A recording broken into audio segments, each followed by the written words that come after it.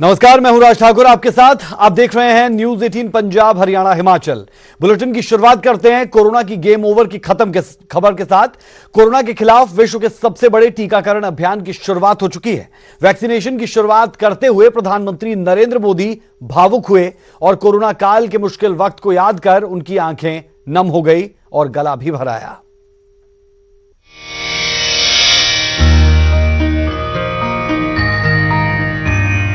सर्वे भवन्तु सुखिनः।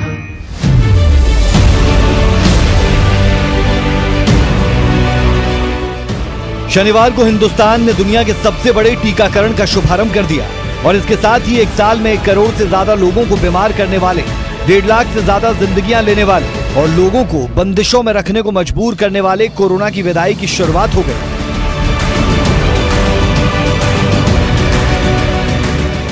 प्रधानमंत्री नरेंद्र मोदी ने कोरोना के खिलाफ भारत की निर्णायक जंग का आगाज किया और बताया कि कैसे देश ने तमाम चुनौतियों के बावजूद कोरोना के पहले मरीज से लेकर उसके खात्मे के लिए तैयार वैक्सीन की पहली डोज तक का सफर तय किया। आमतौर पर एक वैक्सीन बनाने में बरसों लग जाते हैं, लेकिन इतने कम समय में एक नहीं, 2 मेड इन इंडिया वैक्सीन तैयार हुई। देश में कोविशील्ड और कोवैक्सीन को फिलहाल मंजूरी दी गई है और शुरुआती दौर में इन्हीं दोनों वैक्सीन का इस्तेमाल किया जा रहा है। पहले चरण में 3 करोड़ स्वास्थ्य कर्मियों को ये टीका दिया जा रहा है, जिन्हें पहली डोज के बाद 28 दिनों के बाद दूसरी डोज दी जाएगी। और ये डोज कितनी जरूरी है, खुद प्रधानमंत्री से सुनिए।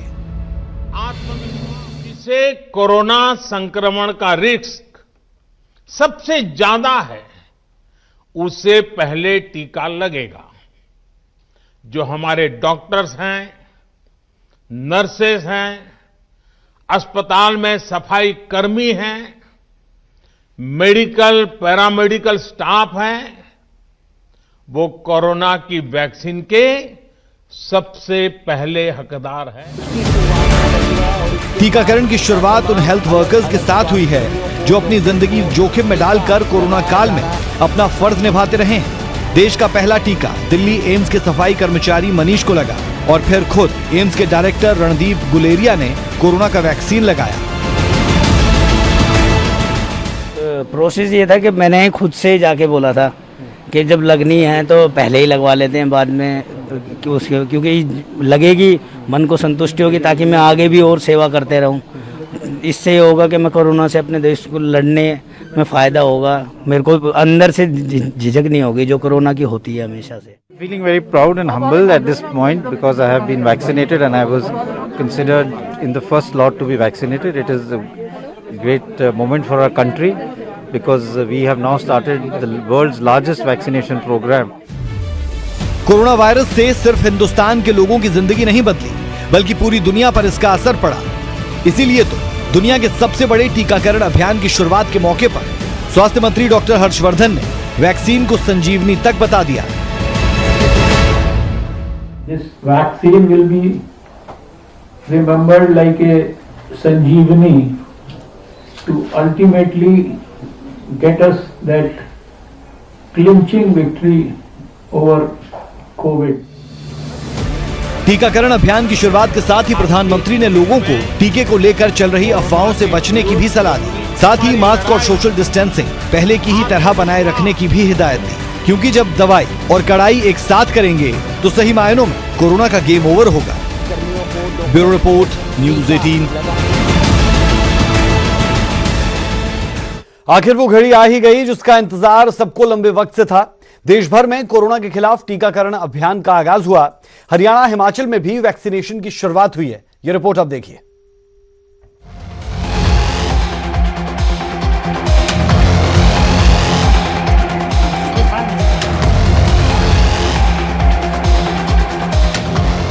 कोरोना के खिलाफ आखिरी और निर्णायक लड़ाई के लिए भारत ने टीकाकरण अभियान का आगाज कर दिया है। शनिवार को देश भर में वैक्सीनेशन अभियान शुरू किया गया। हिमाचल प्रदेश में भी कोरोना वैक्सीनेशन अभियान का आगाज हो गया। सूबे के सीएम जयराम ठाकुर ने शिमला में आईजीएमसी में पहुंचकर टीकाकरण अभियान का शुभारंभ किया। इस दौरान सूबे के सबसे बड़े अस्पताल और मेडिकल कॉलेज आईजीएमसी में पहला टीका एमएस डॉक्टर जनकराज को लगाया गया। इसके बाद दूसरा टीका सफाई कर्मचारी हरदीप सिंह ने लगवाया। आईजीएमसी से हिमाचल प्रदेश की भी इसकी शुरुआत हुई है और मैं सभी प्रदेशवासियों को भी इस बात के लिए बधाई देता हूं और ऐसी स्थिति में इस वैक्सीन आने के बाद कोविड पूरी तरह से समाप्त होगा। कोविड-19 का जैसे एकदम ठीक है, ओके, मतलब कि ऐसे कोई घबराने वाली कोई बात नहीं है, एकदम सही वैक्सीन है। मैं आगे बताना चाह रहा हूँ और भी है भाई बहन जो भी है वो भी लगा सकते हैं। केंद्रीय मंत्रालय भी टीकाकरण की मॉनिटरिंग करेगा। हिमाचल में पहले चरण में 41,000 लोगों को ये वैक्सीन लगाई जानी है। इसमें डॉक्टर्स, नर्स, आशा वर्कर्स, स्वास्थ्य विभाग के चालक, आंगनबाड़ी कार्यकर्ता शामिल हैं। प्रदेश में यह अभियान 2 फरवरी तक चलेगा। 28 दिन तक स्वास्थ्य विभाग कर्मियों को दूसरा टीका लगेगा। प्रदेश सरकार ने स्वास्थ्य निदेशालय कसुम्पटी शिमला में कंट्रोल रूम बनाया है। सीएमओ, बीएमओ और सेंटर इंचार्ज को हर घंटे रिपोर्ट देने के लिए कहा गया है। वहीं हरियाणा में भी टीकाकरण अभियान की शुरुआत हो चुकी है। प्रदेश को कोविशील्ड की 2,41,500 डोज और कोवैक्सीन की 20,000 डोज मिल चुकी है। पहले चरण में 1,90,000 हेल्थ वर्करों को यह वैक्सीन दी जाएगी। इसके लिए प्रदेश की 77 साइट्स तय की गई हैं। इनमें से गुड़गांव और पंचकूला 2 साइट्स पीएम के कार्यक्रम से सीधी जुड़ी हैं। 12 बजे सीएम मनोहर लाल ने भी वीसी के माध्यम से टीम की हौसला अफजाई की। आपने टीका लगवाया, कैसा फील हो रहा है? बहुत अच्छा फीलिंग हो रहा सर, और हम चाहेंगे ये दूसरा टीका भी लग जाए। 28 दिन के बाद लगेगी। स्वदेशी वैक्सीन से कोरोना के खिलाफ हिंदुस्तान जंग लड़ रहा है। टीकाकरण के पहले चरण में फ्रंट लाइन वर्कर्स को वैक्सीन दी जा रही है। इस पल का करोड़ों लोग बेसब्री से इंतजार कर रहे थे। अब उम्मीद है कि कोरोना को जल्द ही खत्म कर दिया जाएगा। Bureau report, news 18।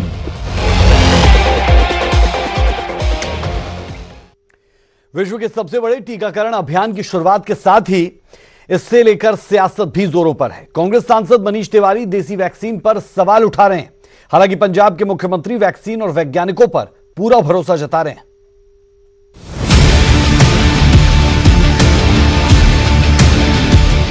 कोरोना के खात्मे के लिए देश में वैक्सीनेशन की शुरुआत हो चुकी है, लेकिन देसी वैक्सीन पर सियासत अब भी खत्म नहीं हो पा रही।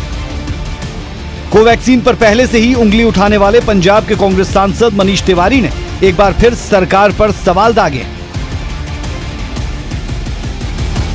और उसको वैक्सीन राष्ट्रवाद की भाषा इस्तेमाल करके उसके ऊपर पर्दा डालने की कोशिश की है।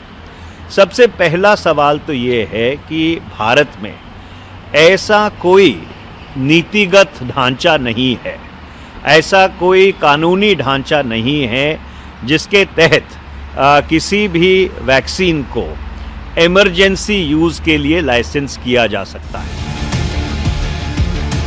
सांसद ने इन सवालों के बावजूद भी पंजाब के कांग्रेसी मुख्यमंत्री कैप्टन अमरिंदर सिंह वैक्सीन का पूरा समर्थन कर रहे हैं, क्योंकि उन्हें डॉक्टर्स और वैज्ञानिकों पर पूरा भरोसा है।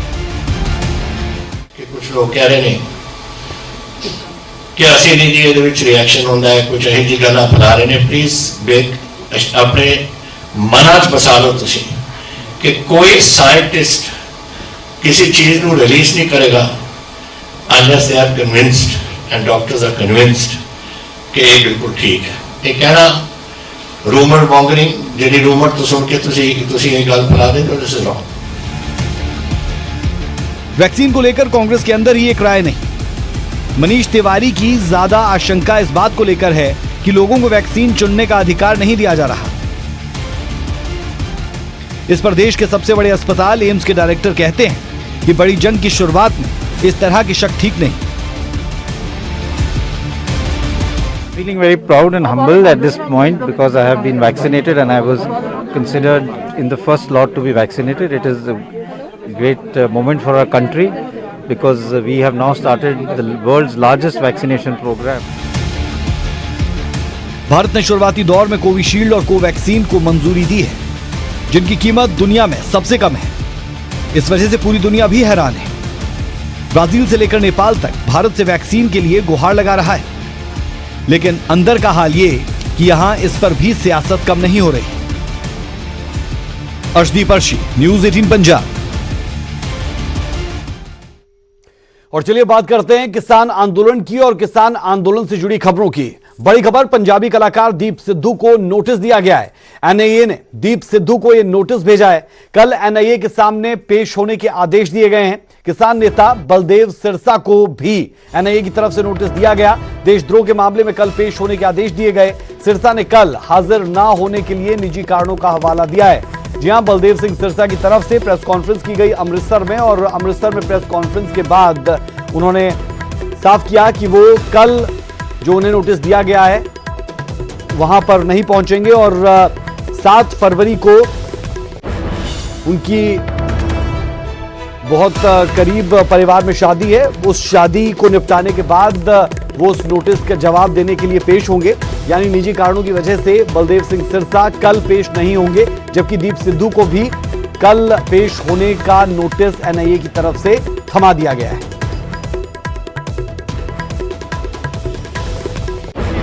ਜਿਹੜੀ ਏਜੰਸੀ ਆ ਉਹਦੇ ਰਾਹੀਂ ਸਾਨੂੰ ਨੋਟਿਸ ਆਏ ਨੇ, ਔਰ ਨੋਟਿਸ ਵੀ ਇੰਨੇ ਸ਼ਾਰਟ ਟਾਈਮ ਤੇ ਕੱਲ ਨੋਟਿਸ ਕਰ ਰਹੇ ਨੇ, ਔਰ ਸਾਨੂੰ WhatsApp ਤੇ ਨੋਟਿਸ ਆ ਰਿਹਾ। ਹੁਣ ਇਹ ਵੀ ਨਹੀਂ ਪਤਾ ਵੀ ਇਹ ਜਿਹੜਾ ਨੋਟਿਸ ਆ ਇਸ ਇਹਨਾਂ ਵੱਲੋਂ ਵਾਕਿਆ ਹੀ ਏਜੰਸੀ ਵੱਲੋਂ ਆਇਆ ਕਿ ਕਈ ਵਾਰ ਹੋਰ ਵੀ ਕਿਸੇ ਨੇ ਕਰਤੇ, ਕਿਉਂਕਿ ਫੋਨਾਂ ਤੇ ਬਹੁਤ ਕੁਝ ਹੋ ਰਿਹਾ।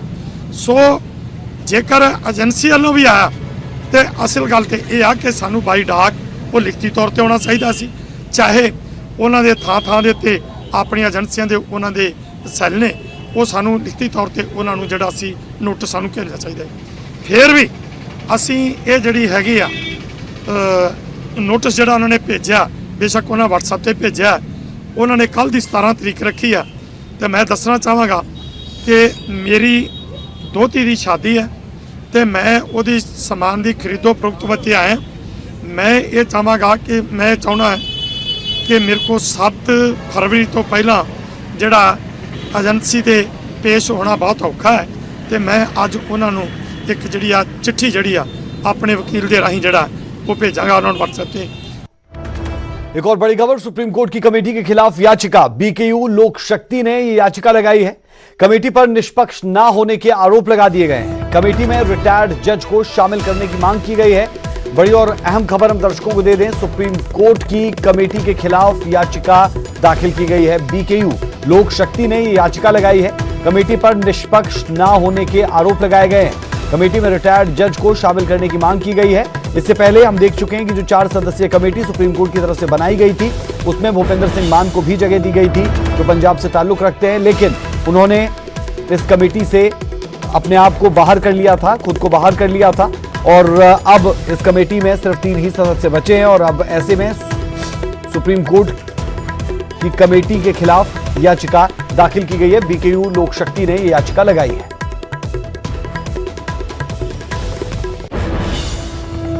सर्वोच्च न्यायालय में मैंने इस बाबत एक याचिका दाखिल की है भारतीय किसान यूनियन लोक शक्ति की तरफ से, जिसमें माननीय सर्वोच्च न्यायालय ने किसान कानूनों के संबंध में कमेटी गठित की थी 4 सदस्यों की। उन 4 सदस्यों में से एक सदस्य मान साहब ने अपनी स्थिति को देखते हुए, किसानों के कानून को देखते हुए, किसानों के खिलाफ जो कानून है उसको देखते हुए, और जो किसानों की हालात है, किसान जिस तरह से आंदोलनरत हैं, इन सब परिस्थितियों को देखते हुए किसानों के हित में, पंजाब के हित में अपनी इसमें जो सदस्यता थी, जो बनाया गया था, उन्हें नॉमिनेट किया गया था, उसको वापस ले लिया है।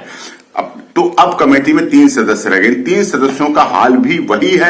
कुछ राजनीतिक बातें भी आई हैं कि राजनीतिक दल से संबंध होने के कारण भी निष्पक्षता कहीं ना कहीं डाउटफुल हो गई। ऐसी स्थिति में हमने माननीय सर्वोच्च न्यायालय से ये आशय की है, मांग की है कि बिना राजनीतिक दल, कोई राजनीतिक दल ना हो, निष्पक्ष हो, बिल्कुल पूरी तरह से इम्पार्शल हो, न्यूट्रल हो, ऐसे सम्मानित व्यक्तियों को, जिनमें माननीय सर्वोच्च न्यायालय के पूर्व न्यायाधीश हो सकते हैं। नूह में साल दर साल लिंगानुपात में सुधार हो रहा है। मेवात जिला प्रदेश की सूची में 3रे पायदान पर कायम है, जबकि सिरसा पहले और पंचकुला दूसरे नंबर पर है।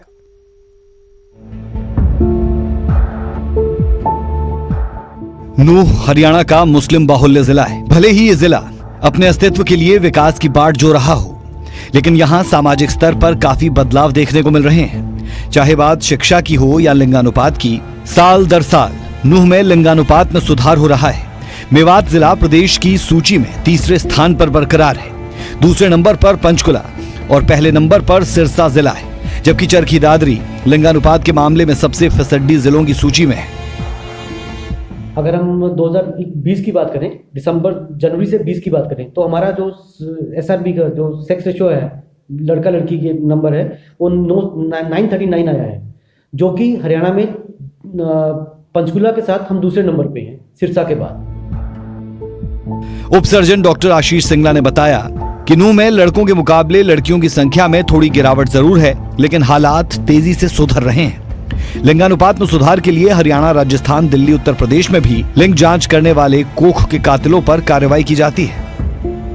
हमने नूंह में भी एक सेंटर पर रेड करी थी, और उसके बाद हम निरंतर प्रयास रहता है कि कोई भी मरीज, ये सिर्फ नूंह में नहीं, चाहे राजस्थान, हरियाणा, राजस्थान, दिल्ली या यूपी तक भी ना अपना जांच करवाए, लिंग जांच करवाए, और अपना कहीं भी अपना सेक्स डिटर्मिनेशन करवा के कोई भी प्रेगनेंसी अबॉर्ट ना हो जाए, कोई भी हमारी लड़की मिस ना हो। प्रशासन लोगों को प्रोत्साहित करने के लिए बेटियों के पोस्टर, बैनर लगाकर लोगों को जागरूक करता है। बेटों की चाह में बेटियों को कोख में मारने वालों के खिलाफ सख्त कार्रवाई की जाती है। जागरूकता और कानून की सख्ती का ही परिणाम है कि धीरे धीरे ही सही बदलाव हो रहा है। नूंह से कासिम खान, न्यूज़ 18। हरियाणा में ग्राम सचिव के पद की परीक्षा रद्द। 9 और 10 जनवरी को यह परीक्षा हुई थी। पेपर लीक होने के बाद यह फैसला लिया गया है। पेपर लीक मामले में कुछ लोगों की गिरफ्तारी भी हुई है। बड़ी और अहम खबर हम आपको बता दें, हरियाणा में ग्राम सचिव के पद की परीक्षा रद्द की गई। 9 और 10 जनवरी को यह परीक्षा हुई थी, लेकिन इसका पेपर लीक होने के बाद अब ये फैसला लिया गया है। पेपर लीक मामले में कुछ लोगों की गिरफ्तारी भी हुई है। 9 और 10 जनवरी को जो परीक्षा हुई थी हरियाणा में ग्राम सचिव पद के लिए, उस परीक्षा को अब रद्द कर दिया गया है।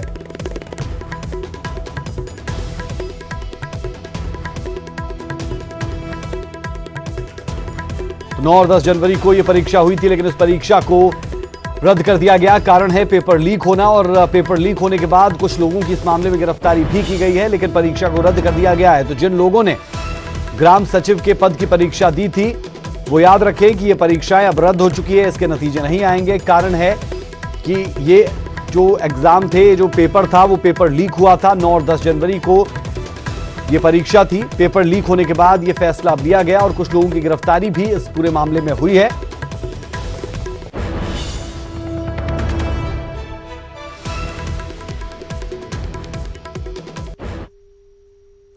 कोविड-19 महामारी ने परस्पर निर्भरता की भावना को सुदृढ़ किया है, जिससे कि पूरा देश इस विपत्ति का एक साथ एकजुट होकर मुकाबला कर सके। वैक्सीनेशन के ऐलान के बाद जरूरत होगी कि हम सभी अपना सर्वश्रेष्ठ योगदान दें, जिससे हम एक साथ इस वायरस को हराने की तरफ कदम बढ़ा सके। और नेटवर्क 18 इसी मुहिम में एक कदम आपके साथ होगा, हर कदम पर आपके साथ होगा। जब तक सभी सुरक्षित नहीं होते, तब तक कोई सुरक्षित नहीं होगा। इसी सोच के आधार पर हमारे कैंपेन संजीवनी का लक्ष्य है यह सुनिश्चित करना कि वैक्सीन पाना सभी भारतीयों का अधिकार है।